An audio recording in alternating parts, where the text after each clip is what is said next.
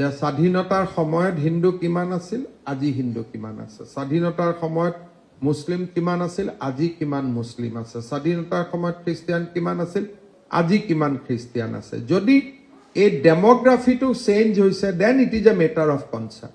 গতিকে এতিয়া ভাৰত চৰকাৰে ফৰেন নেশ্যনেলৰ ওপৰত গৈ আসল পইণ্টত ধৰিছে যে demography should not be change, যিটোৱে মই ভাবোঁ as a result of this committee আমি বহুত ভাল আৰু কাম কৰিব পাৰিম। সীমান্ত এৰিয়াত প্ৰত্যেক বছৰে বছৰৰ NRC বা প্ৰত্যেক বছৰে বছৰে আই কাৰ্ড, প্ৰত্যেক মানে there will be more strict regime might come as a recommendation of this demography committee. তেওঁলোক খুব অৰিড আছে যে সীমান্ত এৰিয়াখিনিত ডেমোগ্ৰাফিটো পৰিৱৰ্তনৰ কাৰণে। যোৱাকালিও হোম মিনিষ্টাৰে ডেমোগ্ৰাফি পৰিৱৰ্তনৰ কমিটিখনৰ লগত মিটিং কৰিছে আৰু আমি অসম গভৰ্ণমেণ্টৰ যিটো ছাজেশ্যন হ'ব, আমাৰ ছাজেশ্যনটো হ'ব যে প্ৰত্যেকটো সীমান্তত থকা প্ৰত্যেকটো পৰিয়ালৰ নাগৰিকত্ব আমি স্কুটিনি কৰিব লাগে ইন এ ভেৰি ক্ল'জ ৱে। এইবিলাক কাগজ পত্ৰ নহয়, একদম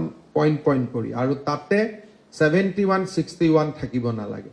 That will be our recommendation. কমিটিয়ে কি মানে নামানে বেলেগ কথা। আমি ইয়াত বিদেশীৰ কথা কোৱা নাই, আমি ইয়াত ডেমোগ্ৰাফিৰ কথা কৈছোঁ। ডেমোগ্ৰাফি আৰু বিদেশী দুটা বেলেগ বস্তু। You may be Indian citizen, but ডেমোগ্ৰাফিটো বদলি হৈছে।